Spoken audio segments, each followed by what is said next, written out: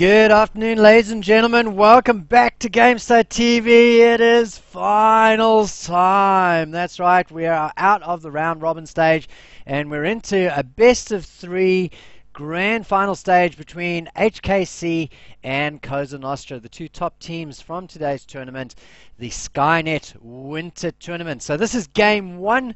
My name is Crisis. I'm joined once again in the studio by Mendrix, who shouldn't say anything just yet because I still haven't unmuted him. And there you go, Mendrix. Hello. I can speak. You may speak. Yeah, hey guys, how's it going? We're back again with HKAYCEE and Cosa Nostra, so let's see if there will be a revenge kill coming through from Cosa Nostra, or will HKAYCEE prove to be the dominant force that they have set themselves to be, or so far have set their bar to be. Well, they are a challenger ranked team, and Cosa Nostra is a diamond ranked team. So that said, it's not exactly that Cosa Nostra always plays together, because Cosa Nostra is actually the majority of them are Space Monkey Mafia from the WSL, and then Poon is substituting in as the well, he's playing as Coon Squad today. That's what his official League of Legends IGN is, but he's substituting in as the ADC. So it is a little bit of a pickup team versus HKAYCEE, and HKAYCEE are a fully fledged team from the WSL. Well, I think they might be from last year's WSL. I've got to check whether they're actually playing in this year's WSL as well. I'm interested to see how that pops on through. Hopefully they are playing. It's always good to have return teams. It sort of builds more of a journey feel to it, and it gives a bit more suspense and builds up a climax. So hopefully that is the case. Yeah. Either way, these teams do know a little bit about each other, and that's evidenced in these bans. So Alistar once again banned out. Menacol's not going to get to play Alistar again because he is known for his Alistar, and HKAYCEE will not let him play it. They banned out Nidalee again, which they did in the previous game that these guys played against each other in the round robin. So, you know, definitely still a targeted ban. There's got to be somebody who's a grand Nidalee player. Yeah, they decided to really target that out. Must be either to stop a Nidalee mid, a Nidalee jungle, or a Nidalee top. From what I understand, she's actually sort of made a comeback as well as a Nidalee top, because turns out Black Cleave is pretty good on her too. So having her sort of in that situation as well is something else that could happen. They're really just trying to make sure that someone in their team does not get a comfort pick. That's the big reason why they're doing those bans there. Rek'Sai is also out. Alistar, again, is a great ban. Menacle's really good on the Alistar. Another reason why you would ban Alistar out is another factor is he's just extremely strong at the moment. In the pro scene, he is a must-pick or ban in the current meta, simply because tank metas do reign supreme, and on top of that, if you manage to get a 4 to 5 man knockup to start a team fight, it's pretty much all she wrote in that situation. So really, he's an amazing ban to really push on through. As we're looking along across, Ezreal, again, we talked about the Runeglaive change, the reason why he's so strong. Azir, he was extremely powerful in the last game in the hands of Jonty Wanty. Definitely don't want to give him that again. And so now in the situation, they've got in that situation, he's going to be put out to it, so it's going to be good to see what they pick up. Probably a Victor. Victor's been played by Elite a lot, so maybe he's going to get picked up now again, try to keep that comfort rolling. And Tristana getting banned out, I guess, is the other turret shredder. That's the only reason I could think of why you'd ban Tristana out and then first pick Jinx. Yeah, well, it's interesting in that regard, because you'd think Jinx has bully potential against Tristana early, so it's something you could do there. Another reason why they might want to ban out Tristana is to have an option to keep Kalista open, because Kalista is such a strong champion, and the one person that can trade with her one-on-one is Tristana, because when she does get her bomb stacking on her, she can actually out-damage her before she has the time to give her a good rend. So it'd be interesting to see how that plays out now, what champions are picked because of it. But we do have that Maokai locked in. He's just a fantastic laner all round. He always remains relevant, even if he's camped. You keep the tree down, that's fine. His ultimate just mitigates so much damage. It's good to have him in there. Yeah, we saw Maokai on the Fields of Justice earlier today, and even with it was Luke on the speed pony pulling out all the stops to gain an early advantage in lane and bullying him out, it just wasn't enough to keep him down, as you said. So Spartan is going to be playing Lee Sin, as we saw him playing earlier on, I think in the first match of the day. And he is pretty good at the Lee Sin, as long as he doesn't do the little troll activities in the enemy's base. So pulling out all the best stops. Interestingly enough, the Jinx Janna combo is exactly what was played against them by HKAYCEE. So it's kind of like Poon and Menacol have said, well, yeah, the only reason you won was because you had those champions. So give them to us and we'll show you how. It's probably something to look at. Maybe Coon Squad and Menacol wanted those champions originally, and they just managed to steal it away from him. As you can see, after the Nile was picked up as a priority pick for HKAYCEE, the first two champions they picked up, Jinx and Janna, must be a priority for them. They've got rid of the Alistar. You know what? Let's pick up these two champions to be good with that. And we have a Rise. Now that's interesting because he has just come off the back of those recent nerfs. However, he's just as strong late game as he was in the previous games we've seen him play from the last patch. But never mind. Ah, you got trolled. I got trolled. It's Orianna. So one of the most balanced mages. She's pretty much, one of those good default picks when you're not too sure what you want to play. Victor was stolen away from Elite. The last few games he has been playing Victor, but this time John T. He's like, no, I'm playing Victor this game. Let's see how you manage when I'm the one using it. Design on the Gragas. We've seen Gragas banned out a couple of times today. Very, very strong jungler going up against Spartan on the Lee Sin, and I think the Lee Sin is probably a comfort pick for Spartan. So it's going to be a very, very close matchup, I think, in the jungle. In terms of impact on the Fields of Justice, though, Design's Gragas surely has to have the advantage. Oh, he does. The beautiful thing about Gragas is he's got a range displacement, whereas Lee Sin needs to throw himself really into danger to really drag and kick someone into the team. Early on, Lee Sin has a bit more damage, but as Gragas gets more tanky with that drunken rage and all that good stuff that he has a lot more gameplay potential, a lot more enabling for his team that he can pull out. Especially once he finishes his Righteous Glory, look for him to be in there and to make things happen. As I mentioned before, that Tristana ban was done before. There's a Kalista now on the map. So the one person that can trade against Kalista is not going to be available on the map. So it's going to be interesting to see how that ADC matchup also plays out. Looking at these teams, though, it seems to be very well rounded out between both of them. You have a bit more of a siege comp on the side of HKAYCEE, whereas there's a much stronger engaged comp with that Queen of Disengage just to round everything out on the side of Cosa Nostra. So really, both teams have it very, very even, in my opinion. Look for it to be a skill matchup. Whoever pulls the trigger first will most likely win the team fight. Well, a little bit different from what we had in the previous game, and maybe that'll play to Cosa Nostra's play style a little bit more, because we saw how they in the previous game, what they needed to be doing was zoning, getting an objective and pulling out, and really what they seemed to want to do more than anything else was fight. So perhaps they'll have a better toolkit to get that right. They've got ball delivery from multiple champions. The Maokai and the Lee Sin can act as ball delivery. And if things go wrong, they've always got that fallback Menacol on the Janna. So it'll be interesting to see how Menacol plays Janna. We've seen him on the Alistar. We've seen him on the Braum. And now he's going to be demonstrating his ability on the Janna.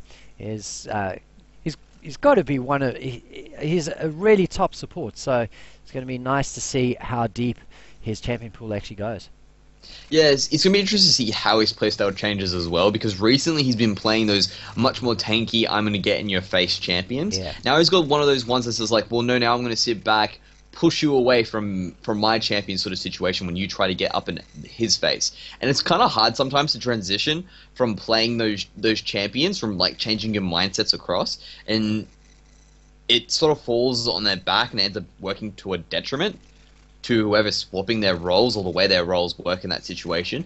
If Menacol's able to play perfectly as a normal Janna in this situation, it really does go to show that his champion pool is quite well defined, because it means that he knows how to swap mindsets, not just champion roles. Well, 30 seconds and we'll be into the skin battle. This is the first game of the grand final, ladies and gentlemen. It is a BO3 and no second chances. It's not double elimination or anything like that. Single elimination. So very short and sharp and well organized tournament from Ruby there in Wellington. Pulling out all the stops actually for the League of Legends scene in Wellington, having run the WSL for a couple of seasons and now doing all sorts of ad hoc stuff, partnering today with the Skynet Internet Cafe in Wellington. So if you fancy playing a bit of League of Legends, head on down to Skynet. They're supporting the scene and they deserve our support in return as well. So into the skin battle. We've not actually had a skin battle winner or loser announcement at all because everything loads too bloody fast. So it's 1, 2, 3, 4, 5 skins across the top and just 3 skins across the bottom. So skin battle goes to HKAYCEE for this one, Mendrix. Well, you know, they're a challenger team. They definitely need to make sure they have challenger skins. And as we can see there, they do have a very good set there. Dino Gnar, Graga-esque.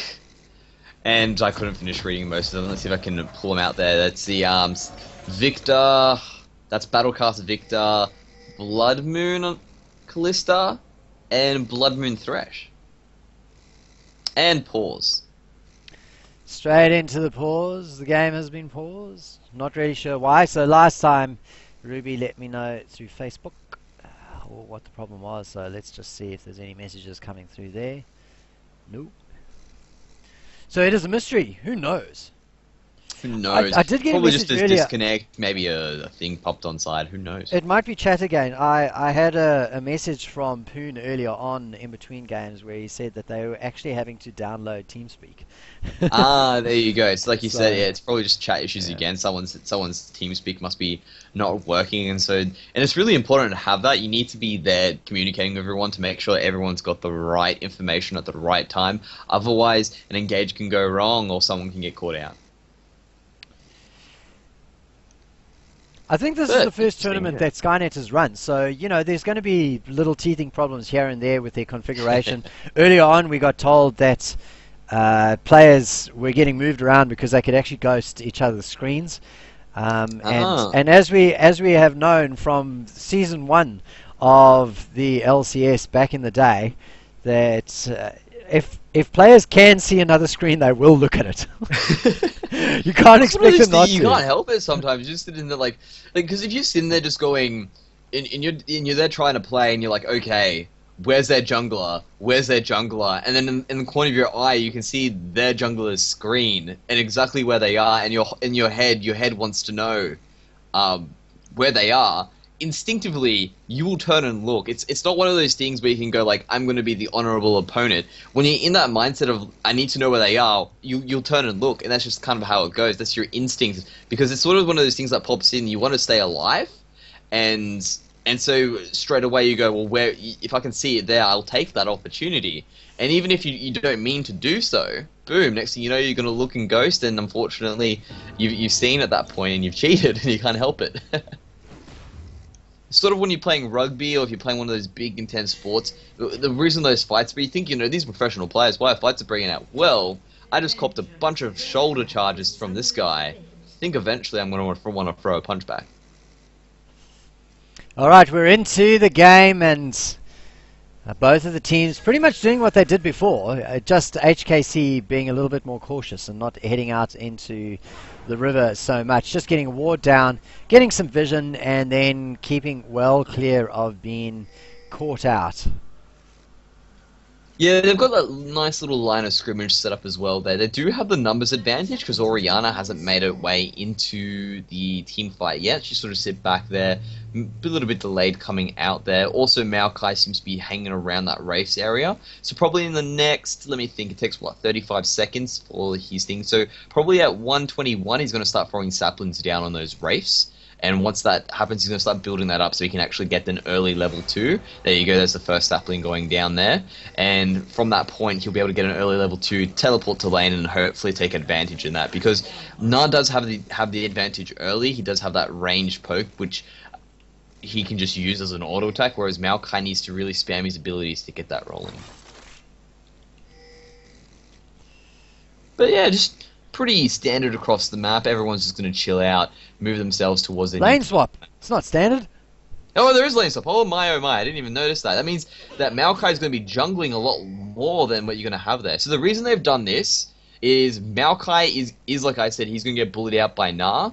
So what you do is you do a lane swap in this situation. That way it's harder for them to do that. Not only that, it sort of cuts away Kallista's strong early game power, because they do have a very aggressive lane in the bot lane. As you can see, Thresh is running Ignite. So they want to avoid that one hook getting completely knocked out in that situation there. Oh, so, and another pause going out. So as the cynic would say, this is HKC going, lane swap, what do we do? I don't know. I don't think that they'd be too. They've sort of they've missed the train in this situation. Normally, what you're supposed to do is, okay, I can't stay in lane. I'm just gonna get bullied out. You need to run immediately to your jungler and start doing buddy system jungling. But now that this is the situation, they're probably just gonna zone out Nah. He's gonna sit back and wait. Probably look for maybe an early gank level 4 coming through if the bottom lane doesn't push really hard. Then maybe a 4-man gank top, if they decide to zone instead of trying to really push that lane as fast as possible. Goodness me, the pauses are coming thick and fast. This is the third one before the 3 minutes. So, some sort of issues going on. Mind games. Mind games, yes. Mind games. You call the pause, we're going to call the pause now. Exactly. It's all about that. No, I need to pause now. So, we have to react to their pause of what they did, so then we can react to that. So then we're going to pause too. So it's only fair. Pause. Exactly. Should be all good. It's only fair. Well, unfortunately, nothing much has happened other than Maokai getting 4 CS in comparison to Nah getting 0. And still Nah's getting 0 and getting pushed around really by the Janna and Jinx combination. And I guess maybe that's actually why Janna got picked instead of Alistar or anybody else, because Janna's got that ranged the ranged auto attack.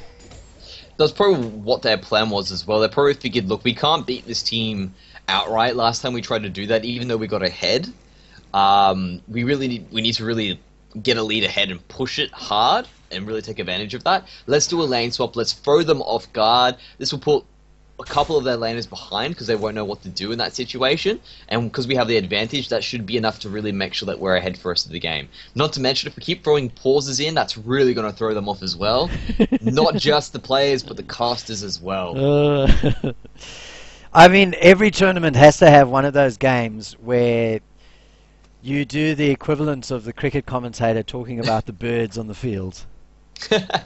The birds are very important in those situations. They tend to really slow down a game. That's what they want. Sometimes the players position their birds to be perfectly in the right spots to really make sure they get a breather at the right times.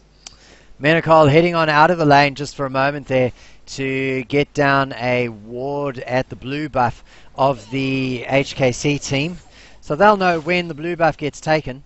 Important piece of knowledge. You can expect that the Gragas is going to head out there relatively soon, but I suppose he's first going to clear out the Wraiths. And until he takes that blue, I guess you could be quite confident that Greggy isn't going to be ganking. No, he won't be ganking anytime soon. It's kind of hard to gank into a 2v2 lane there. As I mentioned before, there's probably going to be an aggressive gank dive onto Nah as the wave hits.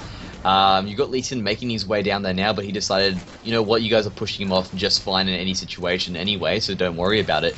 Now also there in the bottom lane, you have the advantage though with Maokai. He's got that wave clear with his Q and his E, so he's going to pick up a lot of decent farm there, pull himself about 3 ahead, but there's a gank in the mid lane. Yeah, in comes Design in reply to Spartan, so the advantage slightly in favor of HKC. That everybody manages to get out there safe and sound. Elite, though, has taken a huge amount of damage. It's decided he's going to stick around for a bit, and that's going to force Design to hang about. So, sorry about that, CSN. That was the Shoutcaster's curse, because I said Greggy wasn't going to gank until he picked up his blue. And instead, with the red buff in hand, he headed on to the mid lane.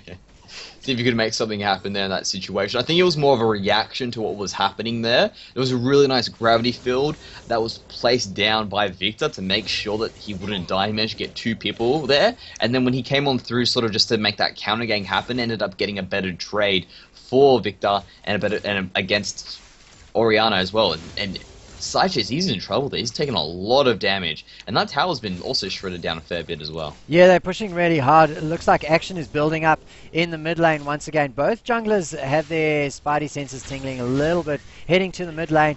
And Jonty Wanty manages to land a Q, and, well, unfortunately, unable to follow up because... Jonty Wanty gets a Q landed onto him and gets down his gravity field so that there's no follow-up from the Lee Sin possible.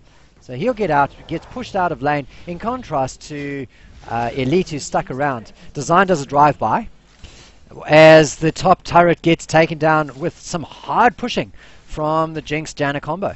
Yeah, that's what's the advantage of having Jinx as well. When she has that minigun passive beginning to stack up, she can really rip through turrets quite quickly. Spectre doesn't really have that option as well. As you can see, there's still plenty of HP available on that map. Once you probably see enough of that clearing done there by Jinx, she's probably going to make her way down to the bot lane. They're going to have an advantage now having that tower up. And Maokai's going to head to the top lane, and he should be able to handle Gnar now as well. He does have a 5 CS up on him. He's going to have enough sustain as well just to make sure he remains in lane. And because of that, with a little bit of an experience advantage, it's setting up a really good mid game as we're starting to get through this early game for Cosa Nostra. Yeah, I'm just wondering whether he will have that much of an advantage. In fact, I think HKAYCEE is going to be able to get his level 5. From this wave of minions. There you go, picks up the level 5. So Maokai returning, but there is a big wave that he's going to be able to pick up underneath this turret, and he will easily get his level 6. So neck on neck between the two of them, and you have to feel that that lane swap has been a success in favor of Cosa Nostra. Oh, it's definitely been a success in Cosa Nostra's face. There's been no reply by HKAYCEE. Normally the reply is we're going to take Dragon because we've got the advantage, having two laners in the bot lane, but there's been no reaction in that regard. And because of it now, you do have these laners down the bottom. There's an Jinx has a sort of CS advantage now as well. She's up 51, although mind you, there's been a back recently by Kalista, so Spectre's going to come back to lane now with roughly the same amount of items, and if that wave crashes into her, be good. I think it's pushing up, so it won't be. But the big thing that's coming through from that is that Jinx was able to survive that initial hard early game that HKAYCEE will probably rely on. Because when you get one hook, that Ren damage from Kalista plus an Ignite is really effective. But now that she's going to be level 6, they can't really fight there. But they're going to go win anyway. They might have Flash Flay comes through, followed up by a beautifully placed Death Sentence. And that is first blood going to the Kalista. And Sykes, for his brilliant support trouble, picks up an assist there as well. So nicely played. That's what they were trying to avoid. That's what they were trying to avoid with the lane swap. But it doesn't really matter in this situation. But there goes CN. Jonty Wanty's in trouble. Yeah, he's got himself caught out. The stun will only hold for so long underneath that gravity field. Now Spartan and Elite will be able to push forward. It's going to be risky for them to push right to this turret and stay in lane for too long. The Greg is going to come around to get some defenses on, but they've decided they're just going to leave the wave to crash into the turret and then move on from there. So nice little play there in the mid lane. Yeah, very well done there. He really knew his opportunity then. He used his shockwave immediately to make sure he was put down. He knew he didn't have a flash as well, so Lee Sin was able to pick up an easy kill. That's a nice two-man knockwave there, and Spartan's there as well. Will they be able to get the bot lane? Yeah, the box comes down, the Flay comes through, and a beautiful little play there from Spectre using the Fate's Call to get Sykes out of harm's way. Nice little juke there. Yeah, they definitely use a lot of resources to try and push them out and get the kill there, but that Fate's Call, just a fantastic spell on the side of Kalista. Very good, and plus if they wanted to, if Gragas was there a little bit earlier, they could have re-engaged then. Yeah, so they stopped the back of Kalista. And that means he's going to stick around. Spectre will stick around as they put this damage down onto the lane. There's the pings to retreat from Cosa Nostra, and unfortunately they were hoping. I think it was a little bit of a mistake to stop Spectre from blue pilling there, because if they had stopped it, it would have just been Gragas defending. If they had not stopped it, it would have just been Gragas defending, and they would have gotten a lot more damage down, I think. That is one possibility there, but I think what they're trying to do is really also deny Kalista as well. But there seems to be an engage there coming through as the lantern goes out. He catches Venusaur. Yeah, but it's the angle just not quite right. Menacol able to get out of there by taking the northernmost route through the tri-brush. And as you can see now, they're just trading pink wards there. One had gone down, but instantly there, Sykes is like, no, this is our tri-bush. Excuse me, let me put down my pink ward this time. And now it's good. That means they're pulling out their weight. Last game they weren't using that at all. But let's see if he can. But there he goes. Will he catch him? No. Very nice little juke on the side there. Yeah. Almost lucky actually. Yeah, a little bit of danger there for Menacol, but he was able to get out of it fairly easily. Now Coon Squad, together with Menacol, heading up to the mid lane. They're going to get a surprise push, I think, out onto the mid lane turret. No, they've decided to go head on back. Yeah, there was a little bit of ward coverage on the side there, and you also had Gragas really to make sure. Plus, if they decided to go with that, but there you go, Sykes might be in trouble there. Will the Q land? Yeah, well it doesn't, and he gets his Mega Knight just in time as well. Spartan has to head on off. Yeah, so he's managed to get out of there. It was very well done there. There's a bit of bullying there going through by Oriana, but the instant reaction there by HKAYCEE as well when they saw there was a lot of resources up in the top lane. They're going to go straight for that dragon. That Ren just so strong.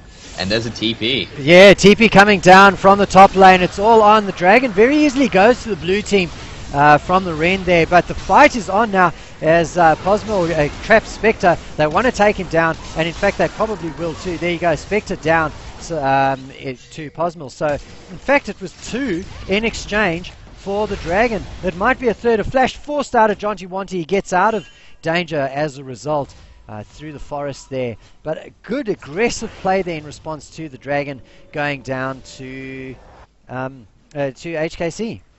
Yeah, they thought they had opportunity to get a free dragon there, but Posmil has found Sache. He's been a bit aggressive there. In fact, Sache decides, well, actually, all right, we'll fight. And that might not be the right thing to do. Posmil gets himself just out of range, dodges the cooler box. Or the house. And manages to get out. He dodges the house and gets out of there in that regard. Very well played there by both teams. It was sort of, a big decision making. Let's go for the dragon now. We know Lee Sin's there, should be a free dragon. We'll know you still have the rest of the team to worry about. There was a great reaction coming on through from Cosa Nostra. At this point in the game, now that they're 2 turrets up, there may be a dragon behind, but with that extra gold boost that they have, it's still worth to have those kills over having that dragon right now in the game. That dragon becomes worth more as we get closer to the mid game. I've said it countless times. It's not worth trading that dragon for kills, and as you can see, Cosa Nostra has come out on top. So again, a little bit of deja vu. Cosa Nostra has control in the early game. If they manage to maintain it, this time around, look for HKAYCEE to fall probably around the 30-minute mark. Yeah, remember the last time that they played, they had a gold lead right through until about the 21-22 minute mark, and then things started to fall apart a little bit. So they have a 2,000 gold lead now. The question is whether they're going to be able to continue pressing advantages and getting down onto HKAYCEE. Now they transitioned over into the mid lane. They've taken both of the first tier turrets in bottom and top lane, so it makes sense for them to head on to this mid lane and use that Jinx shredding capability to put the hurt down onto this turret. Oh, well, exactly. It's really good rotations as well. They sort of seem to have caught HKAYCEE with their pants down, but there is a hook onto Posmil. Will he get locked down in there? Ooh, yep, he's caught. Wow, CC'd for days, and well, the reply though, Spectre picks up a kill, but Coon Squad was right there, able to take advantage of the low HP of Victor. They take him down. Everybody's really low. Menacol comes through with the monsoon, getting people back up as it is now 1 for 2 with Thresher getting taken out. Now that turret will fall surely. Coon Squad very, very low, but that's okay. He's standing way in the back line and will be able to shred the turret without a problem.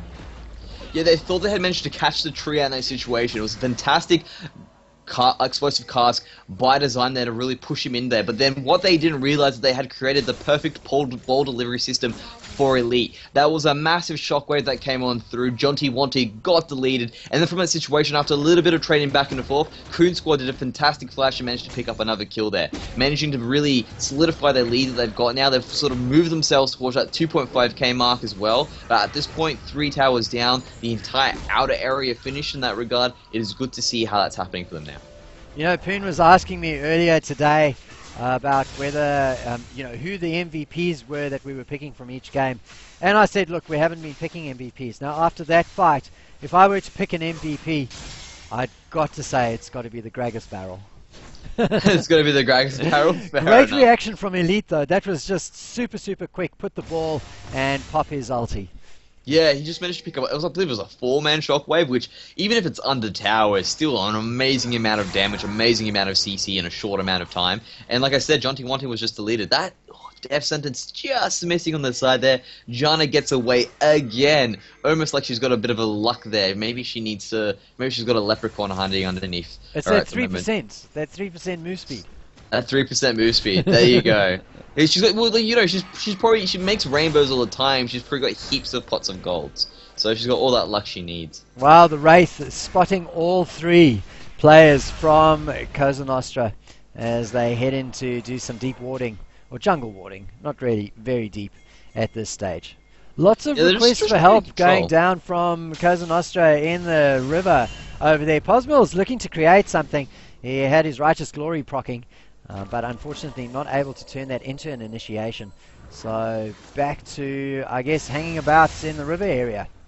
Dragon's about a minute away. Yeah. Yeah, so they've got the ward set up already, which is really well done by Cosa Nostra. They got fantastic ward control. If you look at that map at the moment, they've got a nice blue line going across the whole map, guarding all the entrances and exits, and they've even got a few deep wards to boot on the side of HKAYCEE. It's really showing who's got control of the game at the moment.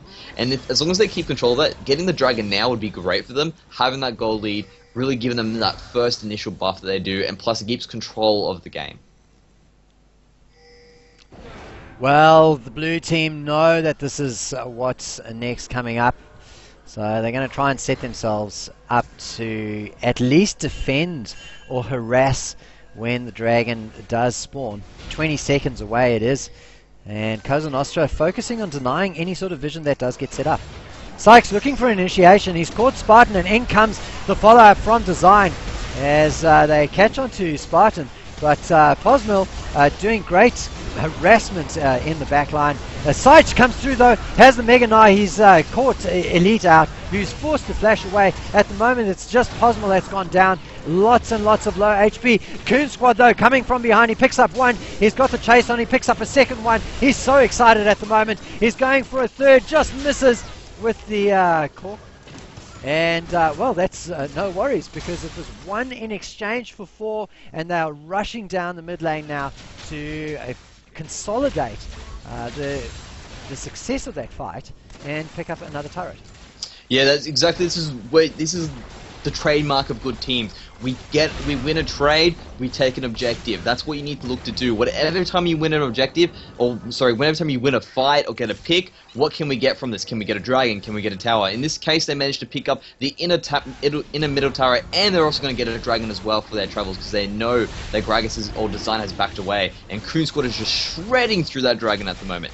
There was a bit of sloppy play coming through from HKAYCEE there. They managed to pick up a good pick on towards Spartan then, but he's still very tanky champion. He's managed to pick up his Sightstone, and he may have that warrior enchant, but he's still a fairly tanking champion in comparison to those Jinxes and in comparison to Manacall at the moment. And even though they managed to pick him up, fantastic disruption by Posmo. He came in from the side, really locking down 2 of their damage carries at that point in time, just soaking it all up. Then what you can see is Sykes went from the offensive to defensive. He tried to come back, tried to keep Posmo there, but with that ultimate of his, he's just able to soak up so much more than any other team. At that point in time, at the moment it exploded, everyone had got chunked. Coon Squad wasn't even there for the majority of the fight. It was a cleanup for him. On top of that, Elite also got another 4-man shockwave. Afterwards, there was a Fate's call by Spectre, but it wasn't enough from that point, and the cleanup squad was there. Coon is now huge, 5-1-2, an extra dragon even across, 6k gold league,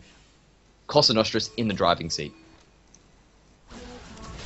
So protection of their pink ward going on in the river there, as the requests for help come through again.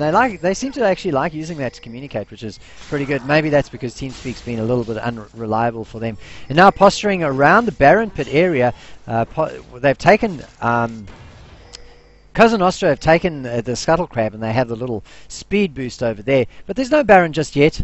9 seconds before it spawns. It spawns at 20, right? Yeah, it does spawn at 20, but there they managed to catch Elite.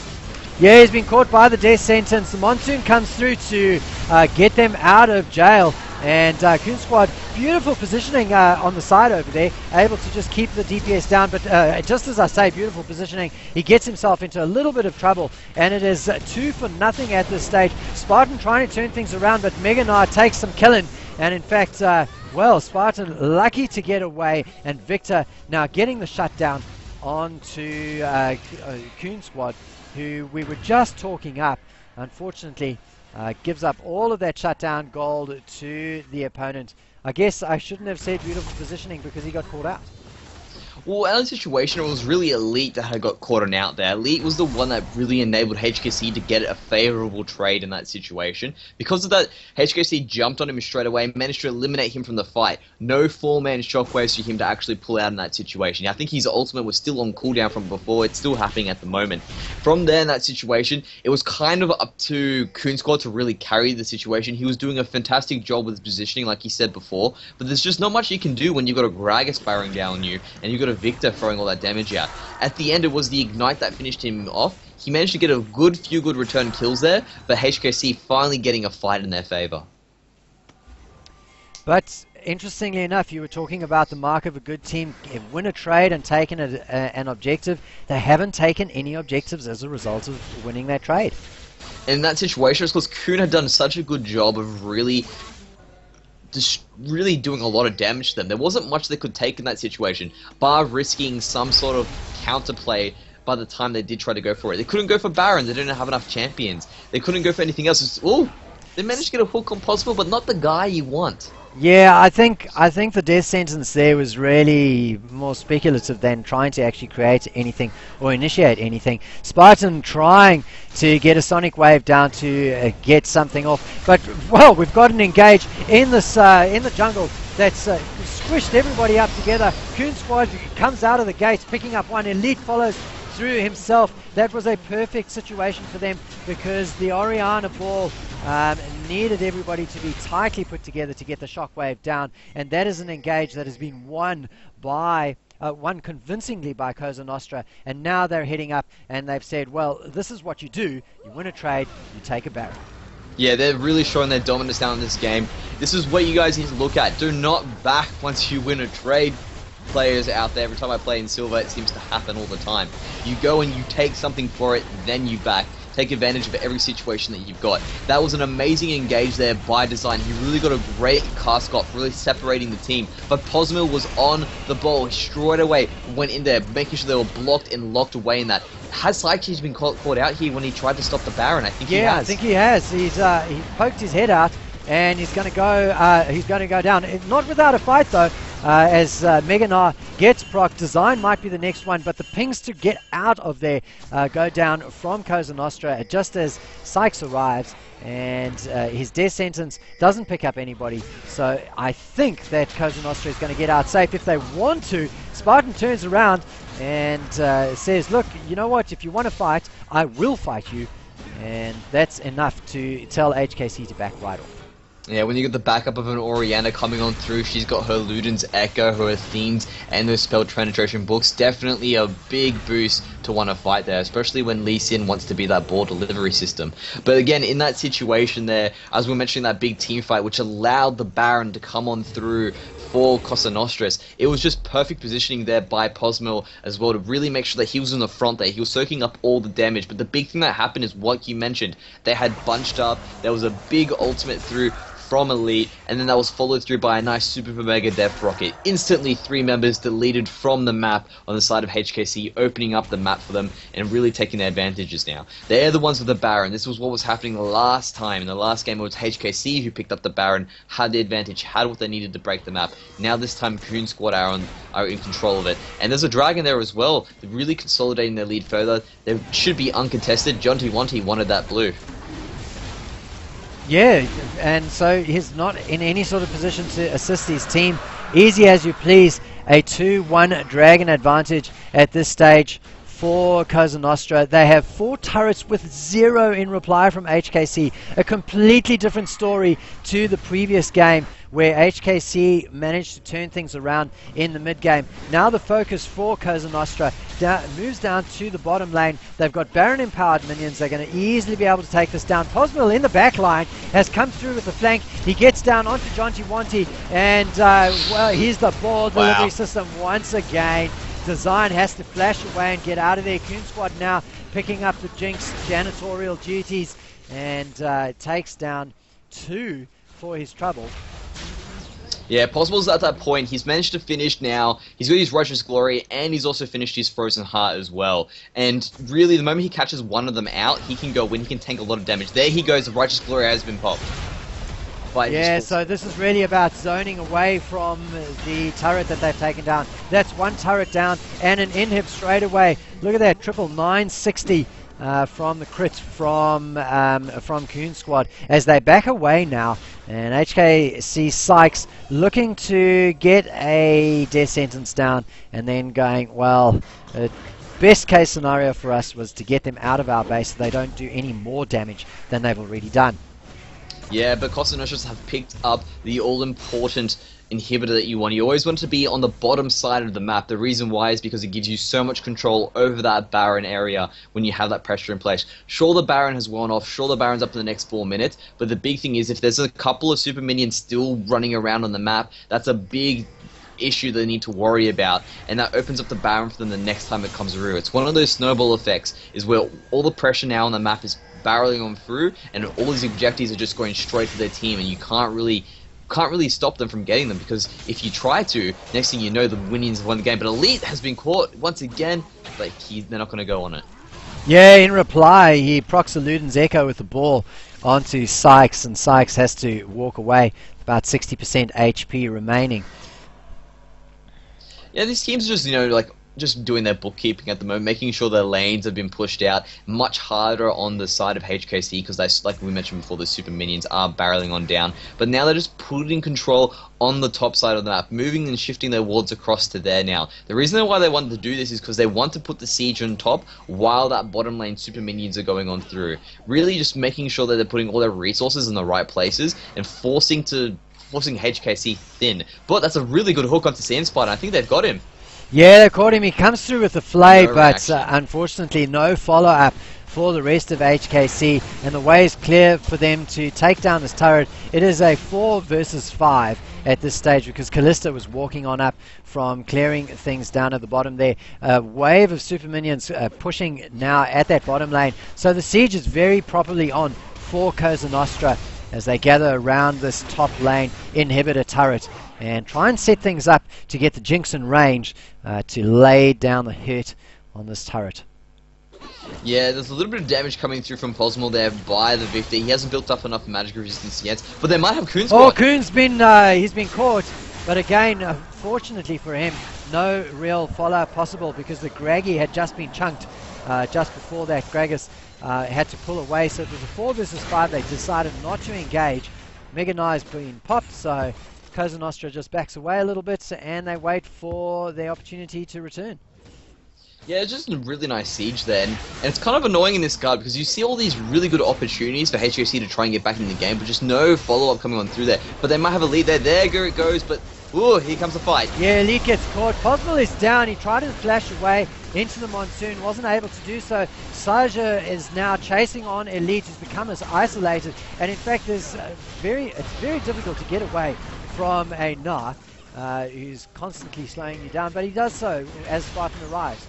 So Mega Death Rocket coming through, but well blocked by design, and a beautiful stun from Saja coming from the side there. That is possibly a major turnaround possibility. Oriana picks up 2. That's Elite. In fact, he gets a triple kill over there. And had Edda's been 3 for 3, I thought for sure with the Gnar coming through and getting 3 stuns that they were going to be able to turn it around. Elite is just too big at the moment. 6-1-13 with that needlessly large rod and that Luden's Echo built up there. It was a fantastic engage by Sincha. He really did manage to get a good knock on through there, and that might have turned it around, but Elite came on through and he said, well, you know what, if you're going to lock down 2 of my teammates, I'm going to lock down 2 of your teammates. And in that situation, they ended up trading champions. It was a very favorable trade considering the situation coming on through for HKC, managing to delete Posmil before he had a chance to really be tanky and get a really good initiate from that situation, thanks partly to Jonty Wanty. But now if you have a look at him, he's finished his Spectre's Cowl, having a little bit more survivability there. Have they got Spartan? No, they don't. Well, they've caught, more to the point, Spartan has got Sykes. So Sykes heading up to try and get some wards down onto the Baron. There is a ward that's there that they, for some reason, they're ignoring it. And I wonder if they're actually ignoring it or actually using it to bait the HKC to just try for an engage. It'd be a 4 versus 5, and we have seen from HKC that that Design is able to get in there and get the steals on the objectives, but at this stage, just too much zoning from Menacol, too much caution from HKC, and probably wisely so, as Cosa Nostra gets Baron number 2. That Death Ray is still doing a lot of damage there from Jonty Wanty. Managed to chunk out 2 of their members after they pick up that Baron there, so not really just throwing them off from engaging any further. A nice block of the Super Mega Duff record also by Cinch there as well. But as you mentioned, they've managed to pick up another Baron, and by looks of things, they're getting another Dragon as well. And this is an important one. We're talking a movement speed buff for the team. Yeah, so they are going to be buffed up the wazoo. They've got the Baron buff. They've got to move the third Dragon move speed buff, and that is the ideal time to blue pill.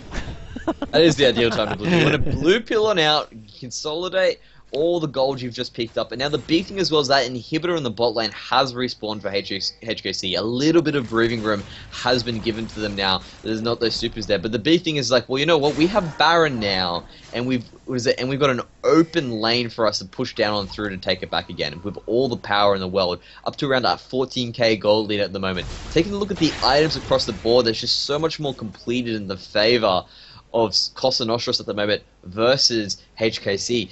Looking particularly at that Orianna, she's got her Rabadons, Eludens, and her Athenes on a Holy Grail. Have a look at the side of Victor. He's got a needlessly large rod and a Ludens. That's all he's really got in comparison. He may have completed his own item in that regard, but that's more of a giveaway in that case. Looking on through here as well, they might have a catch here, but no, they're just too scared at the moment. Yeah, I mean, if Sykes had landed the death sentence, it might actually have been a bittersweet victory, a Pyrrhic victory there, or a Pyrrhic success of some sort, because things are not looking good for them at the moment. They're quite far behind. Coon Squad has pushed the bottom lane up, and it is a 4 versus 5 in defense. In the defensive situation over here, because we've got Posmil, who's decided he's going to TP in now right into the stun of a gravity field.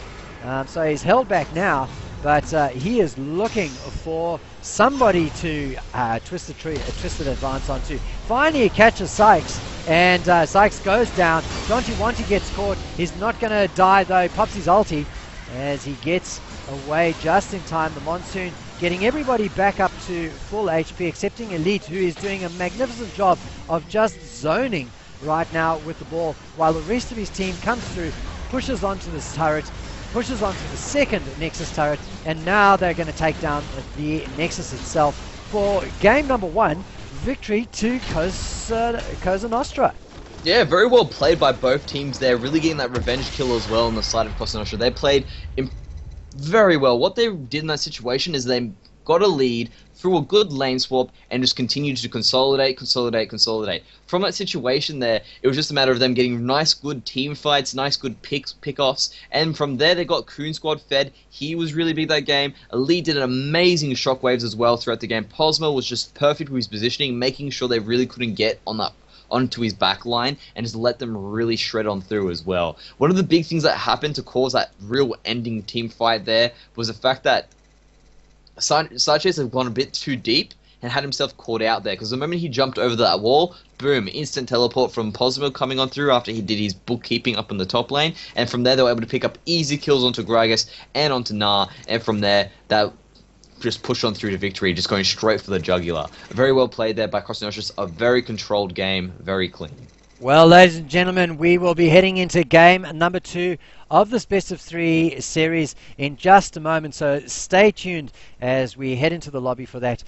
Crisis and Mindrix will be back in just a moment.